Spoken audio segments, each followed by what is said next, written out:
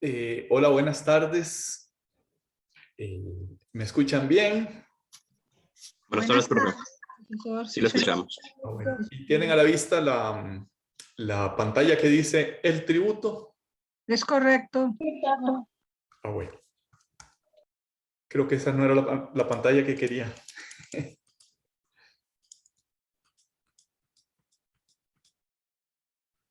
Perdón, esta es la pantalla que quería para fiscalidad.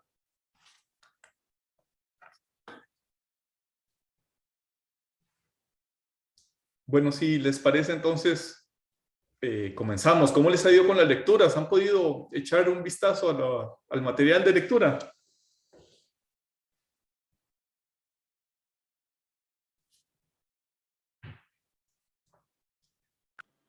Bueno, Profe, yo pude ver la de la semana pasada. ¿cómo dice, perdón? Que yo vi la de la semana pasada, que estaba un poco larga, entonces la he ido como haciendo a poquitos. Ok. Pero no vi si esta semana subió de nuevo. Ok, no, esta semana no he subido todavía. El material de la semana pasada es el que está, bueno, desde el inicio y hasta la semana pasada inclusive, hay material de lectura. El material del tributo es un poquito largo porque abarca varias semanas.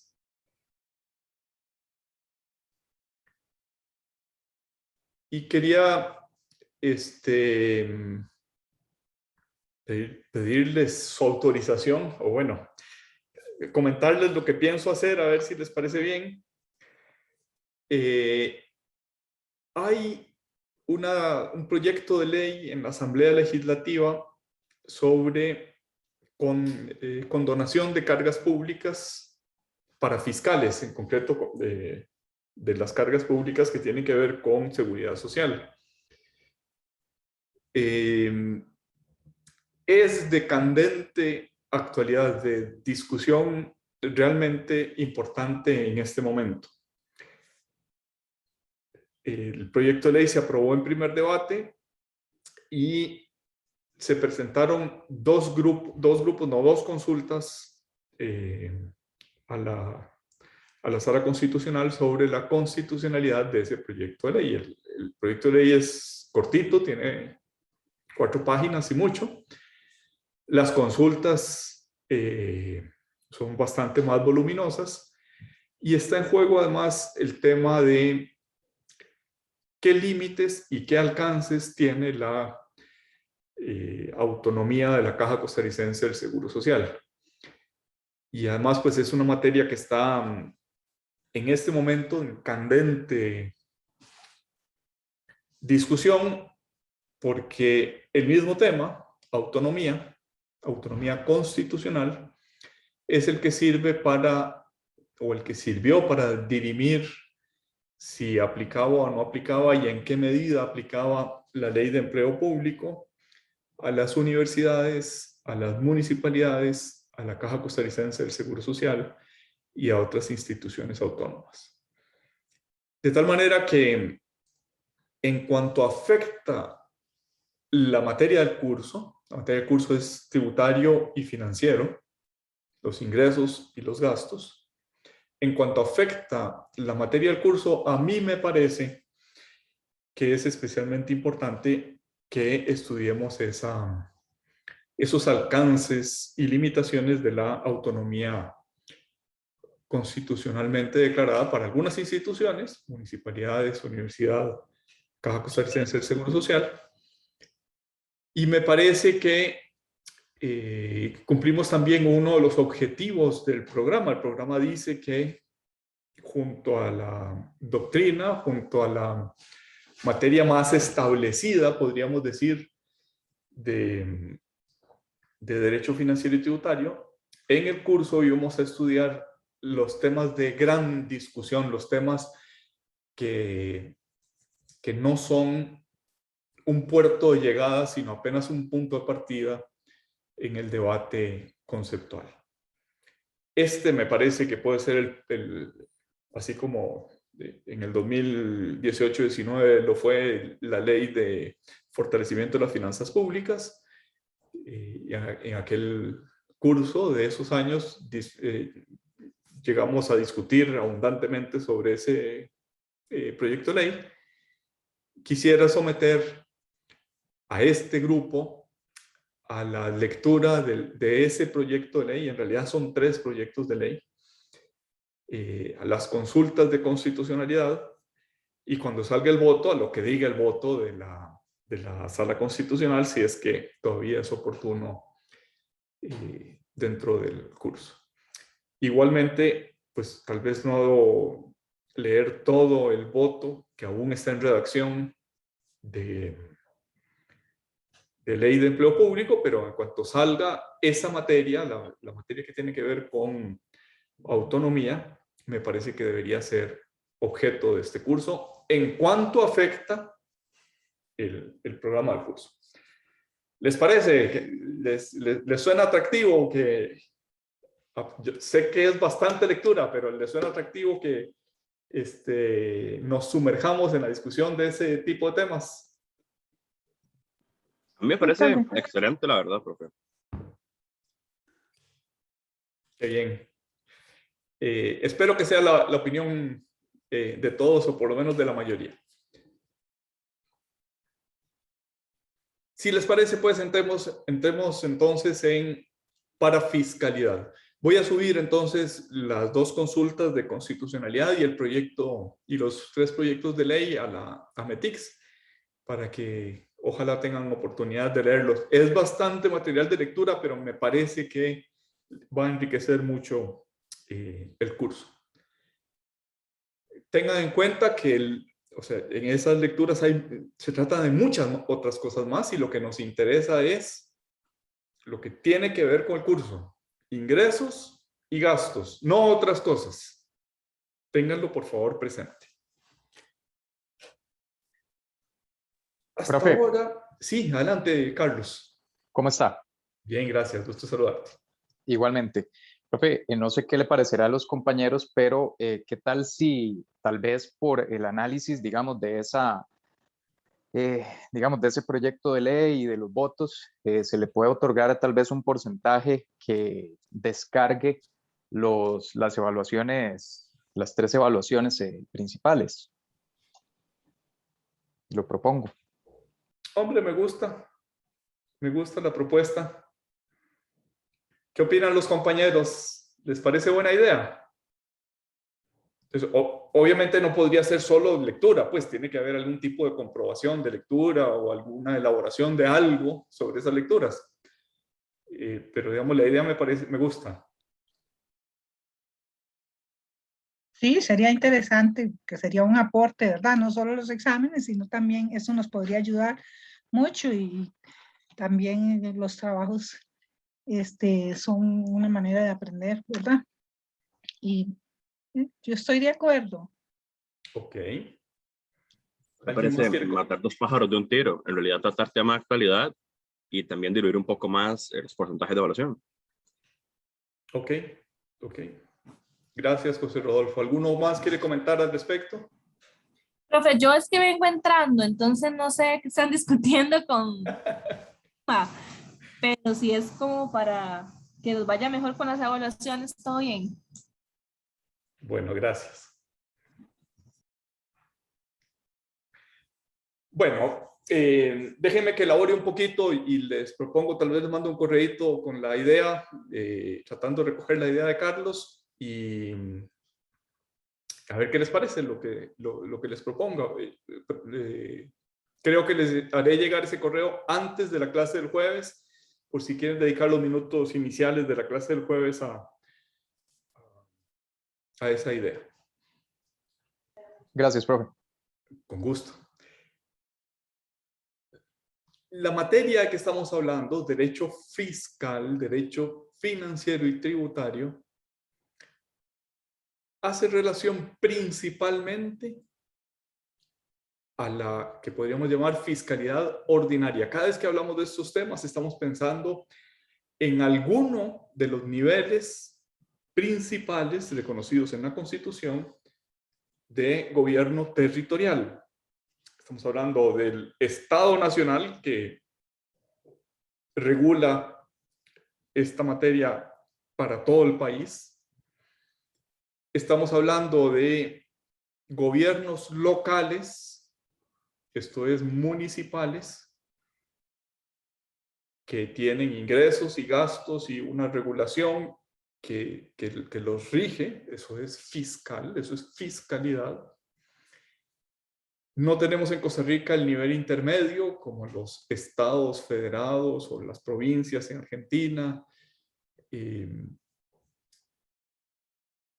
Pero como alguna vez hacemos referencia a lo que sucede en otras latitudes, podemos decir, casi siempre hablaremos en dos dimensiones, nacional y local, y en alguna ocasión hablaremos en esa dimensión intermedia de los estados federales, o de las provincias, o de ese nivel intermedio que existe en otros países como México, Brasil, España, Italia, los Länder alemanes, etc.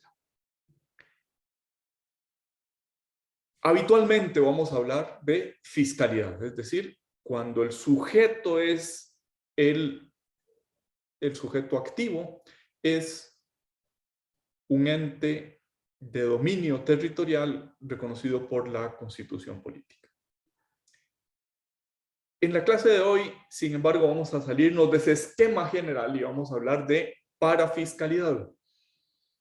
Parafiscalidad lo que quiere decir es un circuito paralelo, un circuito que no es el fiscal, sino que es, permítanme la expresión, el fiscal de instituciones que no son el Estado Nacional, que no son el gobierno local, que no son los estados federales.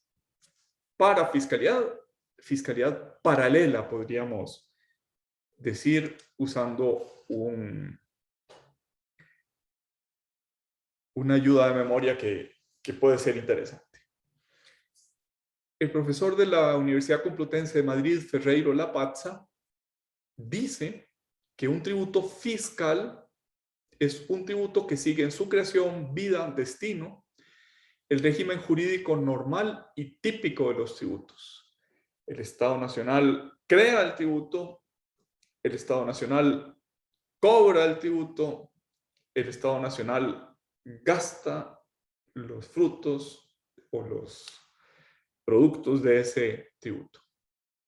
Ese es el que Ferreiro Lapazza llama régimen jurídico normal, típico.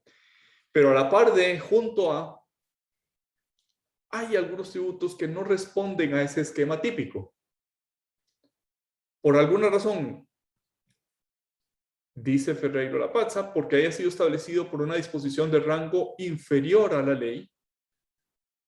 Eso podríamos decir, en Costa Rica se duda que exista ese establecimiento por disposición de rango inferior a la ley.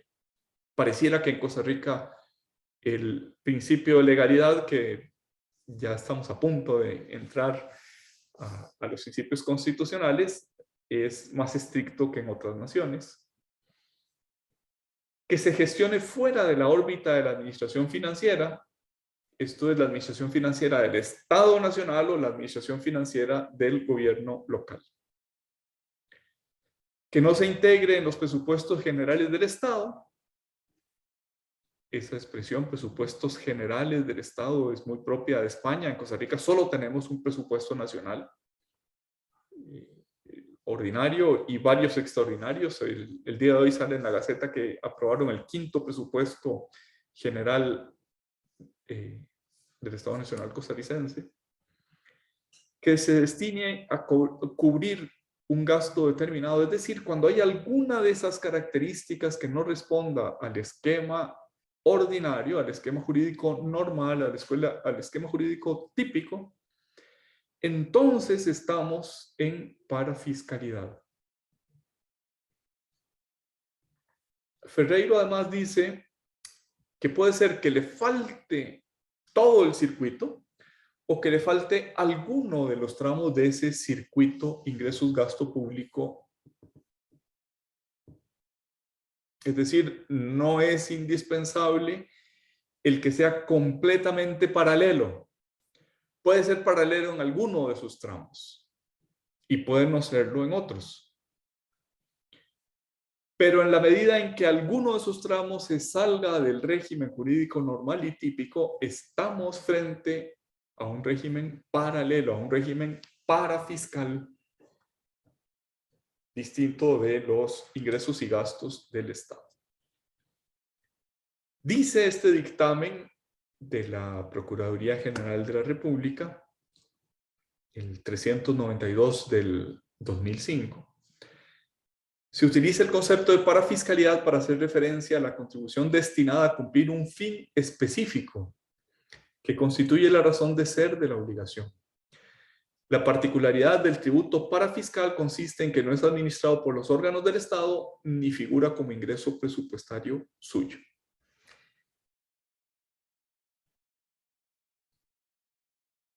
Impuesto sobre la renta es un tributo fiscal. Impuesto al valor agregado es un tributo fiscal. Circuito de ingresos, gasto, típico. Pero hay otros tributos, por ejemplo, el que financia el Instituto de Fomento y Asesoría Municipal, que en alguno de sus tramos es paralelo al circuito fiscal. Otro ejemplo, el tributo de licores y cigarrillos que financia al Instituto de Desarrollo Rural, el INDER, anteriormente llamado IDA, Instituto de Desarrollo Agrario, actualmente llamado Instituto de Desarrollo Rural. Hablemos un minutito de este impuesto del IDA, actualmente impuesto del INDER. Ya les dije que hay uno a los cigarrillos y otro a los licores. Tomemos como ejemplo el de los cigarrillos. También tiene dos vertientes: cigarrillos producidos localmente, cigarrillos importados. Escojamos el de importados. Una compañía costarricense importa paquetes de cigarrillos para venderlos en el territorio nacional y en la aduana, la Dirección General de Aduanas le cobra junto a los tributos fiscales, a saber, los derechos arancelarios de importación, el impuesto al valor agregado, el impuesto de estabilización económica, junto a esos impuestos, en el mismo formulario aduanero, les cobra el impuesto del INDER.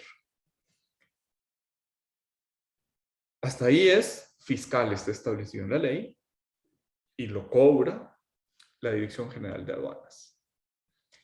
Pero inmediatamente después de que lo cobra, le pasa a ese dinero que no entra, la parte que tiene que ver con el cigarrillo, con los cigarrillos, no entra a la Caja Única del Estado, sino que se lo pasa al Instituto de Desarrollo Agrario. Y es el Instituto de Desarrollo Agrario el que lo mete en su presupuesto y lo gasta de acuerdo con los planes autónomos que no son los planes del Estado. Es decir, empieza como los otros tributos, lo cobra aduanas, pero no sigue el circuito típico de ingresos y gastos, sino que se pasa a un circuito paralelo. No ingresa al presupuesto del Estado como ingreso presupuestario estatal, ni como ingreso presupuestario local o municipal, sino que entra como presupuesto del INDER.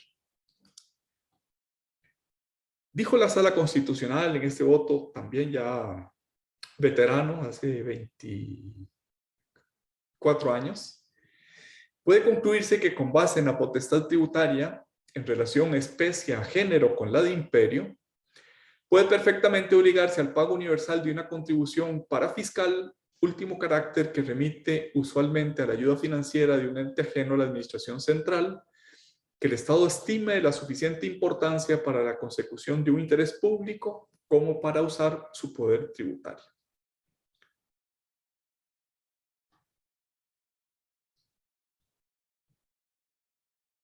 El más paradigmático, el ejemplo más acabado de contribuciones parafiscales en Costa Rica o de tributos parafiscales en Costa Rica es la contribución de seguridad social, creada por el Estado, que lo cobra, que lo administra, que lo gestiona la Caja Costarricense del Seguro Social, que ingresa a su presupuesto y que lo gasta también de manera constitucionalmente reservada en dos seguros, en el seguro de enfermedad y maternidad y en el seguro de invalidez, vejez y muerte. Es decir, se trata del tributo parafiscal más parafiscal de todos, el que en todos los tramos es parafiscal. Dice este autor argentino, Héctor B. Villegas, bajo la denominación de parafiscales han aparecido contribuciones destinadas a la previsión social, así llaman, tributos previsionales se llaman en Argentina, lo que en Costa Rica llamamos cuotas de seguridad social, a cámaras agrícolas, a fondos forestales, a centros de cinematografía, bolsas de comercio, centros de estudio, colegios profesionales, o sea, entidades de tipo social o de regulación económica. En Costa Rica podríamos decir, bueno, la cuota que se paga al colegio de abogados, los abogados que están colegiados o los demás profesionales universitarios que están colegiados, también es parafiscal. Creada por ley, es un ente público, tiene finalidades públicas, pero no entran en el circuito ingresos, gastos ordinario, sino en uno paralelo. Según Villegas, estas son las características. Primera, no se incluye su producto en los presupuestos estatales. Ya sabemos que es argentino, las provincias son el nivel intermedio de gobierno. No entran en los presupuestos de la nación, en los presupuestos de las provincias, ni en los presupuestos de las municipalidades. No son recaudados por los organismos específicamente fiscales del Estado. En Argentina, la Dirección General Impositiva o las Direcciones Generales de Rentas. En Costa Rica no son recaudados por la Dirección General de Tributación o la Dirección General de Aduanas. No ingresan en las tesorerías estatales, sino directamente en los entes recaudadores y administradores de esos fondos. Sigue el dictamen que mencionamos hace un rato de la Procuraduría. Se trata así de tributos destinados a financiar actividades específicas y cuyos recursos no ingresan al presupuesto del Estado. Esa no incorporación de un tributo con destino específico, esa no incorporación al presupuesto no se motiva en la presencia de un tributo con destino específico, con el cual se pretenda desconocer el principio de unidad presupuestaria en sus diversas manifestaciones. Está aludiendo la Procuraduría a que hay algunos tributos que tienen destinos específicos y sin embargo no son parafiscales. Por ejemplo, el impuesto al valor agregado, un porcentaje de él va para el PANI. Tiene destino específico de los programas del Patronato Nacional de Infancia. Sin embargo, es fiscal y es fiscal en todos sus tramos. Lo cobra la Dirección General de Tributación, ingresa al presupuesto del Estado, sale del presupuesto del Estado, con cargo al presupuesto del Estado, las actividades que el PANI desarrolla. Es decir, nunca sale del circuito fiscal, nunca pasa a ser parafiscal.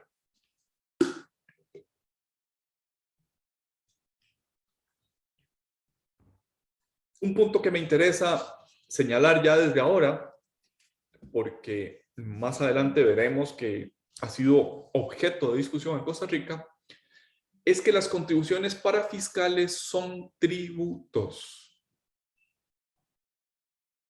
No son otra cosa, son tributos. Dice la Sala Constitucional en este voto del 93, el elemento primordial del tributo es la coerción por parte del Estado, ya que es creado por su voluntad soberana con prescindencia de la voluntad individual. Los tributos son prestaciones obligatorias y no voluntarias. Son manifestación de voluntad exclusiva del Estado desde que el contribuyente solo tiene deberes y obligaciones. Eso sucede con los tributos parafiscales. Bien, vamos a pasar, introducción general hasta ahorita de parafiscalidad, vamos a pasar a las cotizaciones de seguridad social.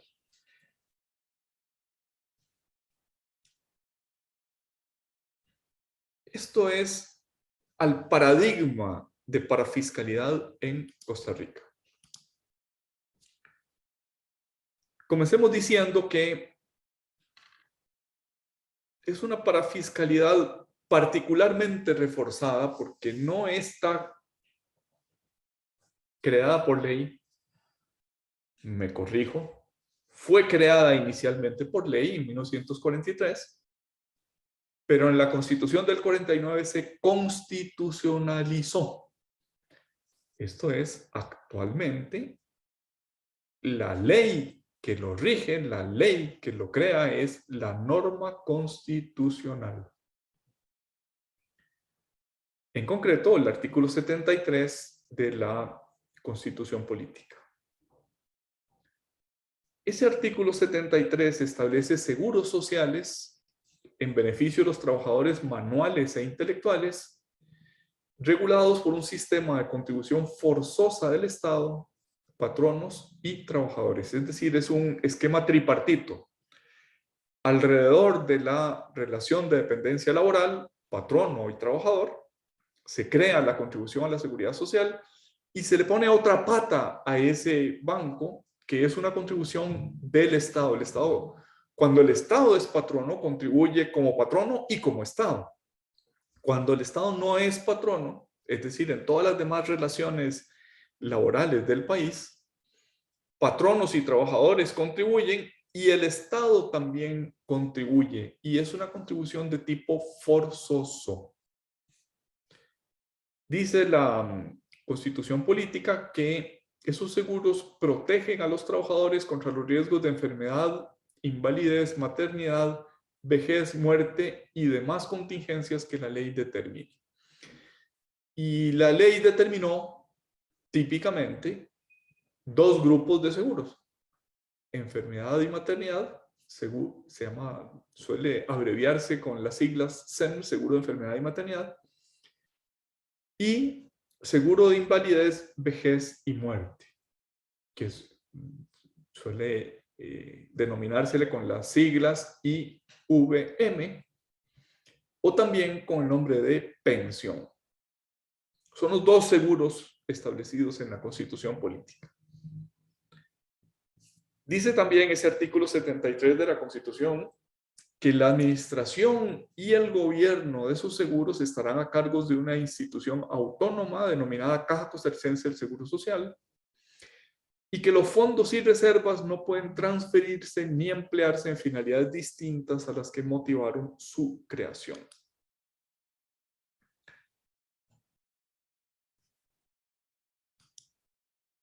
Creo que no tengo filmina para ello, pero quisiera aquí decir que la Sala Constitucional ha dicho que la autonomía de la Caja, establecida en el artículo 73, es una autonomía reforzada, es una autonomía de mayor grado que la autonomía política del artículo 188 y la autonomía administrativa del artículo 188 de la Constitución Política.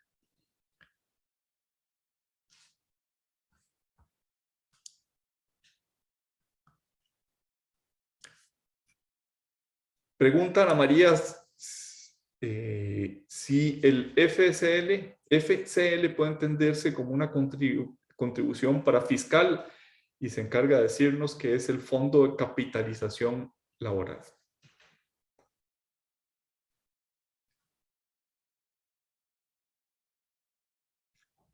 A mí me parece que hay elementos para dudar de esa afirmación. En primer lugar, porque el Fondo de Capitalización Laboral no ingresa al presupuesto de un ente público para que lo gaste en las finalidades de ese ente público. Si entra en un fondo que administran bueno, la Caja, o puede administrarlo también el Banco Popular, pero que se le devuelve al trabajador, se le entrega al trabajador con sus rendimientos, con sus intereses, si se cumplen las condiciones, por ejemplo, que cumpla la edad o que se ha despedido o que supere 5 años de estar capitalizando a ese fondo. Me parece, opino. ¿Alguien comentaba algo o no? Diana, ¿querías comentar algo? No, profe. Me parecía oír a alguien, pero no sé si fue mi imaginación. De tal modo que opino que en el Fondo de Capitalización Laboral no estamos frente a un tributo. Es forzoso, se encarga a un ente público de cobrarlo, pero no entra en el presupuesto de ese ente público, sino que se le devuelve al trabajador. Esta filmina ya la habíamos visto. Dijo la Procuraduría General de la República en este dictamen 392 del 2005 que venimos comentando. Importa recordar que las contribuciones parafiscales son tributos y como tales les resulta aplicable el régimen jurídico tributario. Sobre todo el principio de reserva de ley.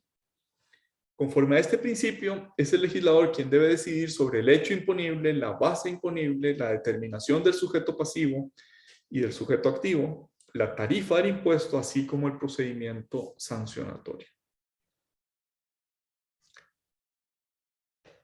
Luego vamos a poner un poquito en duda estas afirmaciones, pero retengamos que conforme al artículo 5 del Código de Normas y Procedimientos Tributarios, el principio de reserva de ley implica que los elementos esenciales del tributo, creación, base y tarifa, medios de extinción, régimen sancionatorio, están en la ley, no pueden o necesariamente deben estar en la ley, no pueden ser delegados a un órgano del Poder Ejecutivo, sino que necesariamente deben estar en la ley. No pueden delegarse un reglamento. O como veremos cuando veamos el principio de legalidad, el principio de reserva de ley, pueden delegarse si se establece un máximo y un mínimo en la ley, dentro de los cuales puede moverse el Ejecutivo. Eso se llama principio de reserva de ley relativo o matizado, porque se le da los parámetros al ejecutor de la norma. No sé por qué voy para atrás con mis filminas. Esta era la que queríamos comentar. Dice el artículo 2 de la Ley Constitutiva de la Caja, esta es una ley de 1943, me parece recordar, muchas veces reformada, pero sigue siendo la ley anterior a nuestra Constitución del 49. El seguro social obligatorio comprende los riesgos de enfermedad, maternidad, invalidez, vejez y desempleo involuntario. Además, comporta una participación en las cargas de maternidad, familia, viudedad y orfandad y el suministro de una cuota para entierro de acuerdo con la escala que fije la Caja, siempre que la muerte no se deba a acaecimiento de un riesgo profesional. Si es riesgo profesional, hay otra seguro que no lo administra la Caja, sino que lo administra el Instituto Nacional de Seguros, el seguro de riesgos del trabajo. Si comparamos el artículo 73, riesgos de enfermedad, invalidez, maternidad, vejez, de muerte y demás contingencias, vemos que en ese aspecto de demás contingencias, la ley de la caja habla de otras contingencias como viudedad y orfandad y cuota para el entierro, así como desempleo involuntario. Dice el artículo 74 de la ley constitutiva de la caja: los patronos y las personas que realicen total o parcialmente actividades independientes o no asalariadas deberán estar al día en el pago de sus obligaciones con la Caja Costarricense del Seguro Social conforme a la ley. Para realizar los siguientes trámites administrativos será requisito estar al día en el pago de las obligaciones de conformidad con el artículo 31 de esta ley. Y vienen una serie de actividades, por ejemplo, para presentar licitaciones ante cualquier ente público, para recibir pagos por contratación administrativa. Tienen necesariamente que estar al día. Si no están al día, hay una especie de sanción indirecta que les impide participar en la contratación administrativa del país. Dice este dictamen un poquito más reciente, 217 del año 2000, que en las cotizaciones de seguridad social estamos frente a un deber constitucional, que el deber de la Constitución impone a los habitantes de la República, frente al cual no cabe eximentes. Esa última frase, frente al cual no cabe eximentes, me parece que no es correcta. Me parece que es un exceso del dictamen de la Procuraduría. Luego veremos por qué. Había dicho en el dictamen del 2005, la parafiscalidad se constituye en el mecanismo normal de financiamiento de organismos de seguridad social. Es lo que sucede en la seguridad social de prácticamente toda América Latina y también de los regímenes que conozco en Europa. O también de entes representativos de intereses productivos o profesionales, sin que pueda considerarse que los recursos que el tributo genere sean recursos estatales. ¿Qué ha dicho la doctrina? Ha dicho que las contribuciones a la seguridad social son prestaciones patrimoniales de carácter público. ¿A qué nos suena esa prestación patrimonial de carácter público? A tributo. Todos los tributos son prestaciones patrimoniales de carácter público. Patrimoniales, pecuniarias, de patrimonio, son de carácter público. Se imponen a la voluntad del que soporta esas cotizaciones. Dice Urquizú Caballer en este libro español del año 97, múltiples prestaciones pueden considerarse como prestaciones patrimoniales de carácter público. Tales los precios públicos, las tarifas de los servicios públicos, determinados cánones y sobre todo, dice Urquizú, las cotizaciones de la seguridad social. Noten que nuestro esquema legal, artículo 4 del Código de Normas y Procedimientos Tributarios, reconoce dentro de tributos, reconoce los impuestos, las tasas, las contribuciones especiales. En el curso hemos dicho, bueno, además hay otra figura que suele tratarse junta en la doctrina, que son los precios públicos. ¿Qué es lo que dice Urquizú? Todas esas, impuestos, tasas, contribuciones especiales, precios públicos, son prestaciones patrimoniales de carácter público.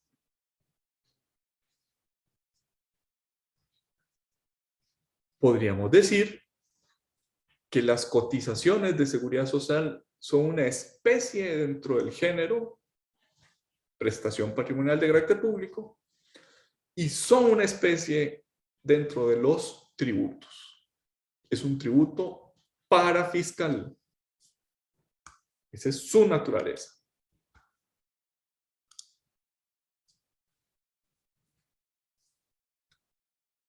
Me estoy deteniendo en este punto porque luego veremos que ha sido muy discutido. Para llegar a la conclusión de que las cotizaciones de la Seguridad Social son tributos para fiscales, hay que observar las características elementales del tributo. Son debidos al Estado o un ente público, en este caso el ente público es la Caja Costarricense del Seguro Social. Son coactivos, se imponen a la voluntad de los que la soportan y tienen que estar primordialmente destinados a la financiación de necesidades públicas, de necesidades constitucionales. No pretenden financiar necesidades privadas. Por eso es que creo que el Fondo de Capitalización Laboral no entra dentro de esa categoría de tributos para fiscales.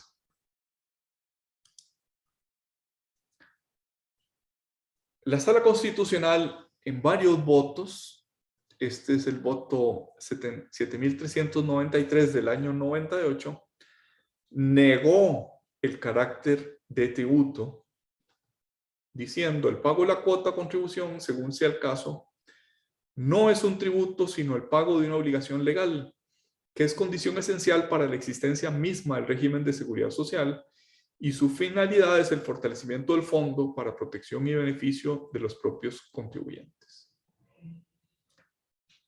¿Cuál es el error en este voto de la Sala Constitucional? Que no puede decirse no es tributo sino el pago de una obligación legal, porque todos los tributos son obligaciones legales.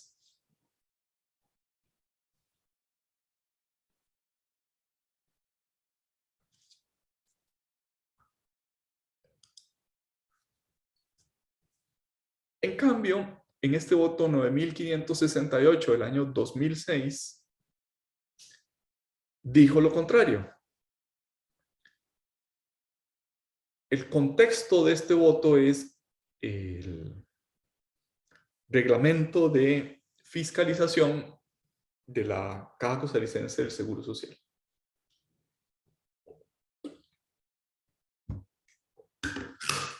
Muchos años antes,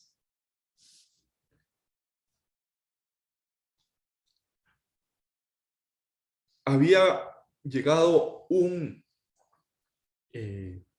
auditor del Banco Popular y de Desarrollo Comunal, obsérvese, del Banco Popular y de Desarrollo Comunal,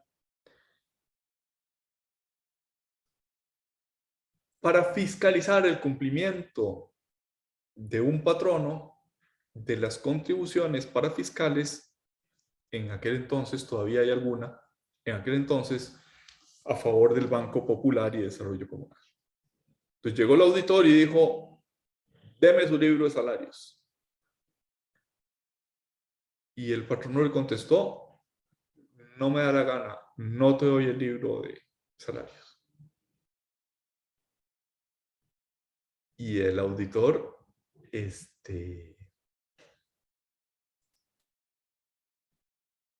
pues se quedó como así clavo, porque no pudo hacer el ajuste que sospechaba que aquel patrono no estaba cumpliendo con las normas que financiaban el Banco Popular.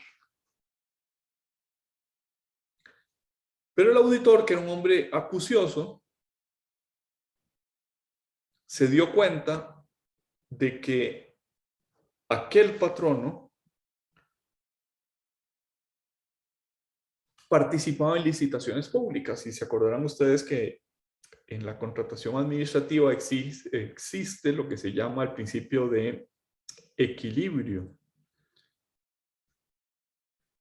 por el cual si los costos aumentan, los costos del prestador del bien o servicio, la administración está obligada a reconocerles aumento en los costos de tal manera que no disminuya la utilidad del contratista administrativo. Por esa razón, cuando se acude a licitar, cuando se acude a una contratación administrativa, se ponen en conocimiento del ente público los costos, y entre ellos los costos salariales, es decir, había en esa licitación la estructura de salarios del cotizante, el monto y cuántos salarios eran los de ese cotizante.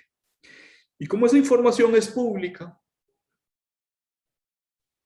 el auditor la consiguió del ente que contrataba administrativamente y la comparó con lo que aquel patrono había cotizado al Banco Popular y Desarrollo Comunal e hizo un ajuste.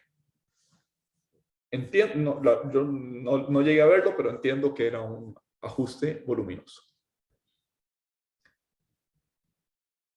Ese patrono acudió a la Sala Constitucional.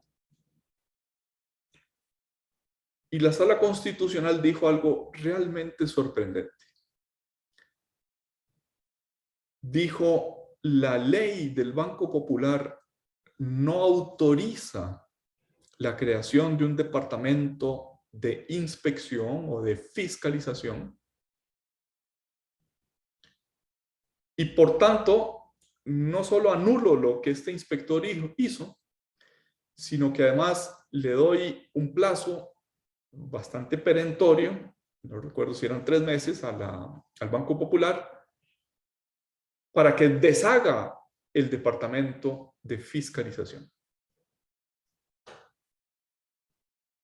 Qué severo, o sea, en ese pulso entre el auditor y el empresario que no pagaba sus cuotas correctamente, terminó perdiendo el auditor, no solo porque no pudo cobrar lo que en su opinión debía haber pagado ese patrono, sino que además se quedó sin trabajo porque disolvieron, la Sala Constitucional disolvió u ordenó disolver ese departamento de auditoría del Banco Popular y de Desarrollo Comunal.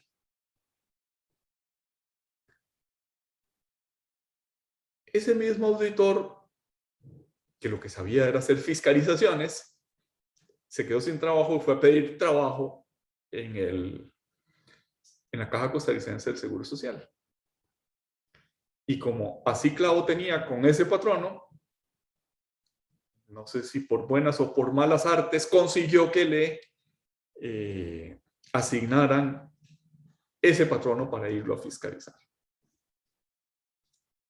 Y por tanto, ya no en nombre del banco, sino en nombre de la caja, llegó y le pidió el libro de salarios. Y el patrono le dijo, no te lo doy. Pues si no me lo da, con los elementos que tengo, le voy a hacer un ajuste. Y con los elementos que ya tenía, puesto que había hecho su investigación en licitaciones públicas, le hizo un ajuste.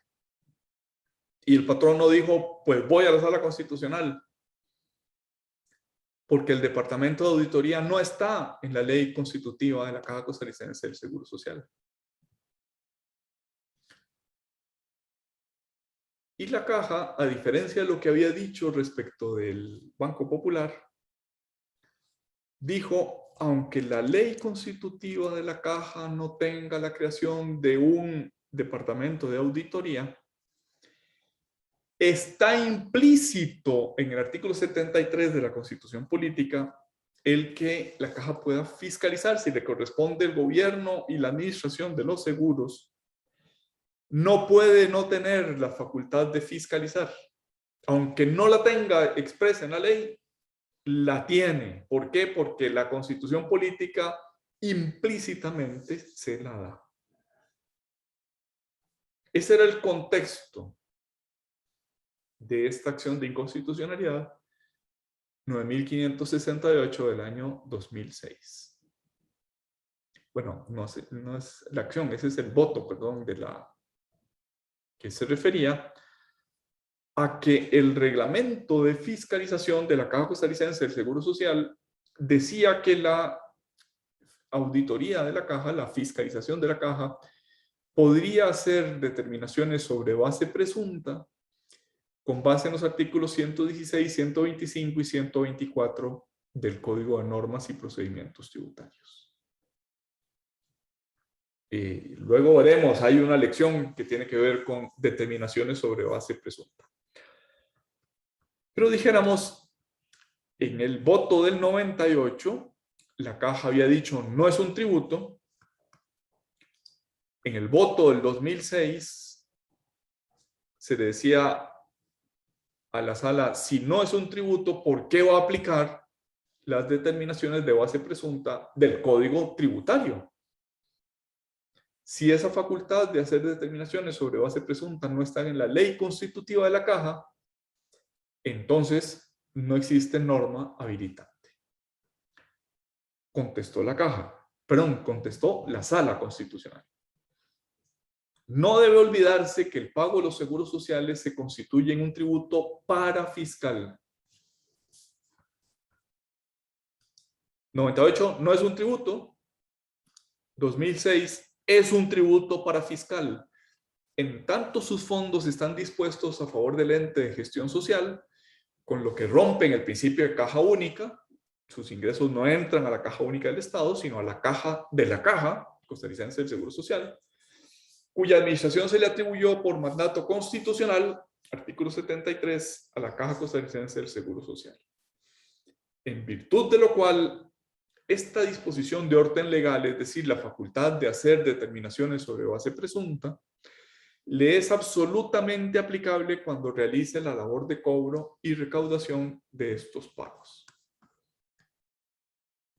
98 no es tributo. 2006 es un tributo parafiscal y en consecuencia le es aplicable el régimen determinativo del Código de Normas y Procedimientos Tributarios. Este es un voto más reciente, del 2018. La sala comienza reconociendo que en una primera época había la primera tesis que considera,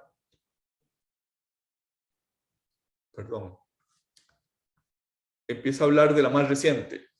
La primera que considera que al ser un tributo, irremediablemente los elementos estructurales del tributo, hecho generador, tarifa, base de cálculo, sujeto activo y pasivo, etcétera, deben ser definidos por ley formal.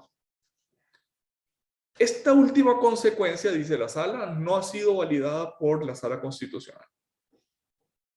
La de que esa definición necesariamente debe estar en la ley. En esta dirección, si los elementos estructurales de la contribución fiscal no estuviesen establecidos por ley formal, se estaría vulnerando el principio de legalidad tributaria, máxime si se toma en cuenta que en la lucha de los varones ingleses por hacerse de la potestad tributaria, algunos encuentran el origen del parlamento y la democracia. No hay democracia sin parlamento, ni de este sin la oposición. En resumidas cuentas, en este caso específico, es decir, en la primera tesis, en la primera teoría que ha sostenido la sala, se debe aplicar el principio de legalidad tributaria. La segunda tesis, dice en el mismo voto la sala constitucional, la cual ha sido sostenida por ese tribunal, entre otras en las sentencias 3819 y 7393, la primera del 94 y la segunda del 98, es la que considera que no estamos en presencia de una contribución parafiscal y por consiguiente no se debe aplicar el principio de legalidad tributaria. Se cita asimismo a la sala, el pago de la cuota o contribución, según sea el caso, no es un tributo, como quedó dicho en los párrafos anteriores, sino el pago de una obligación legal que es condición esencial para la existencia misma del régimen, creada precisamente en beneficio de los propios contribuyentes. Entonces, primera tesis, es un tributo, aplica principio de legalidad. Segunda tesis, no es un tributo, no aplica principio de legalidad. Después de haber examinado las dos tesis, los dos grupos de tesis, dice el mismo voto, 13.658. Según la doctrina más autorizada en materia tributaria, las contribuciones parafiscales son un tributo, pues contienen los elementos materiales de la obligatoriedad, el deber de pagarlos, el deber de pagarlas quienes se encuentren en el supuesto de la norma creadora, de singularidad debido a que afecta a un determinado y único grupo social y económico, y la destinación sectorial a causa de lo que se recauda a través de esta prestación obligatoria se utiliza en beneficio exclusivo del grupo que pagó el tributo.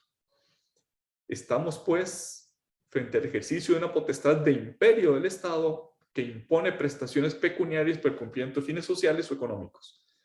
Ergo, solo a través de una ley formal se pueden crear tributum sine lege. La frase está incompleta. Tributum sine lege non valet. No tienen fuerza legal los tributos que no han sido creados por ley.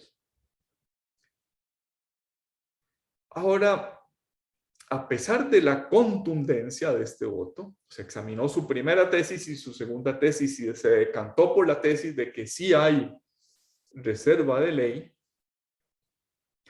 dijo la Sala Constitucional que la reserva de ley se cumple por la más alta de las leyes de la República, que es la Constitución Política.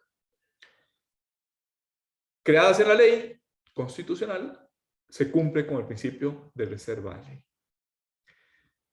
Sin embargo, el principio de reserva de ley no solo exige la creación, sino que también exige que los elementos estructurales del tributo, aquellos que están en el artículo 5 del Código de Normas y Procedimientos Tributarios, base imponible, tarifa, estén en la ley.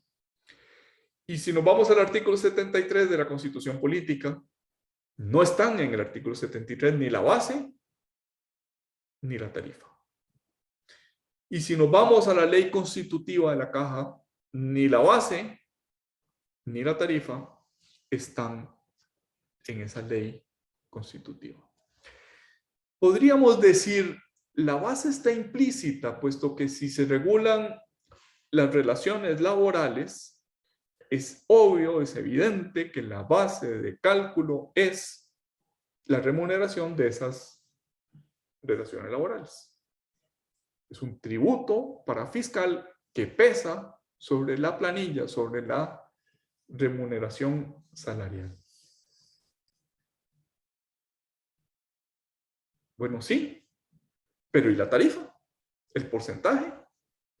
No está en la ley, no está en la Constitución, no está en la ley constitutiva de la Caja Costarricense del Seguro Social, sino que es determinado administrativamente por la Junta Directiva de la Caja, que lo fija periódicamente cada cierto tiempo, fija ese porcentaje.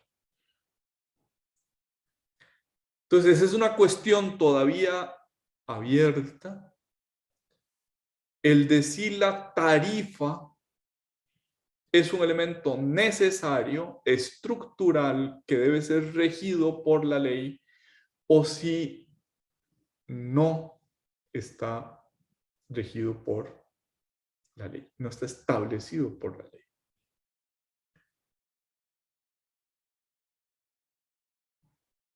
A mí me parece que la respuesta viene en partes. Una primera parte de la respuesta es la base imponible, es decir, las remuneraciones laborales, esas sí están establecidas en la ley. No hay duda sobre eso. La tarifa, el porcentaje de contribución, no está establecida claramente en la ley, pero hay elementos para determinarlo que vienen de la propia naturaleza de seguro ante lo que nos enfrentamos. ¿Qué es un seguro? Un seguro es tomar un riesgo y calcular actuarialmente la probabilidad de su ocurrencia, y con base en ese cálculo actuarial determinar una prima. La prima del seguro viene determinada por la probabilidad de ocurrencia. Las matemáticas actuariales, que son matemáticas probabilísticas, son unas matemáticas muy especializadas que dicen cuál es la posibilidad de que suceda un evento, de que un riesgo se materialice en un evento. Podríamos decir, la caja estudia las probabilidades de que tenga que atender de los, dijéramos, 50,000 motociclistas, probablemente son más de los 500,000 motociclistas que tiene el país, cuántos van a sufrir un accidente y cuántos de ellos van a requerir ya sea una cirugía, ya sea un yeso ortopédico, y cuánto le va a costar a la Caja Costarricense del Seguro Social atender ese riesgo de salud que es un accidente motociclístico. Y lo mismo la ocurrencia de otros riesgos, por ejemplo, maternidad, por ejemplo, enfermedad, por ejemplo, COVID, por ejemplo, cáncer, por ejemplo, cualquier enfermedad de las que atiende la Caja Costarricense del Seguro Social. Y con base en ese cálculo, probabilidad de su ocurrencia, se fija la tarifa para financiar el servicio de salud, de enfermedad y maternidad. Dicho en otras palabras, en el seguro de salud es necesario el cálculo actuarial para determinar la tarifa. No puede estar establecida en la ley, puesto que el riesgo del año pasado es un riesgo anterior, diferente del de este año. El COVID es un evento que hace 2 años nadie sabía que iba a suceder, o quizás lo sabían muy pocos sabios, pero no había estadísticamente ocurrencia en el país. Y eso que es cierto para el seguro de enfermedad y maternidad es notablemente más cierto, o con tanta mayor razón es cierto, para el seguro de pensiones. En el seguro de pensión, la Caja calcula cuántas son las relaciones laborales del país, cuánto tienen que contribuir para poderles dar una pensión durante el tiempo probable de sobrevida después de jubilarse o pensionarse. Y ese es un cálculo probabilístico, es un cálculo actuarial.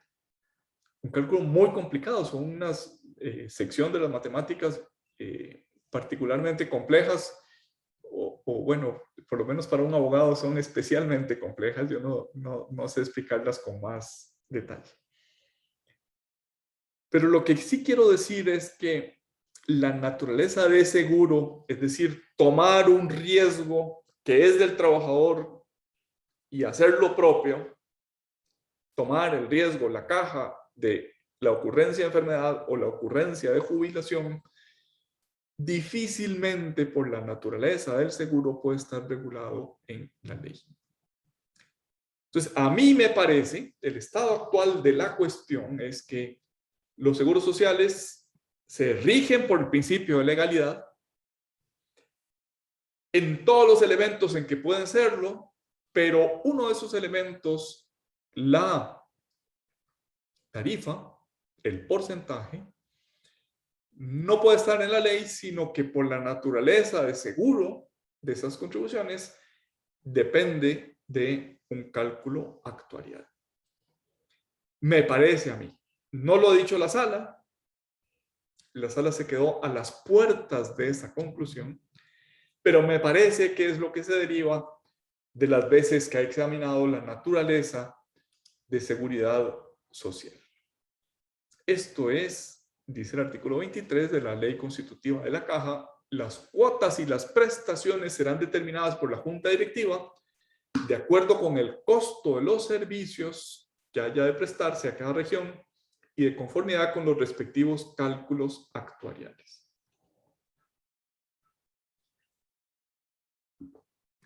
La ley fija algunas normas. Por ejemplo, la contribución del trabajador no puede ser nunca mayor que la contribución del patrono. También dice el artículo 3, y eso es materia de la segunda parte de esta lección, el trabajador independiente, el que no tiene patrono, no paga cuota patronal. Hay límites que están establecidos en la ley. Pero dentro de esos límites, la junta directiva de la caja dice cuáles servicios se prestan y cuáles son las tarifas de contribución. Son las 2:05, vamos a hacer una pausa de 10 minutos, regresamos a las 2:15 si les parece.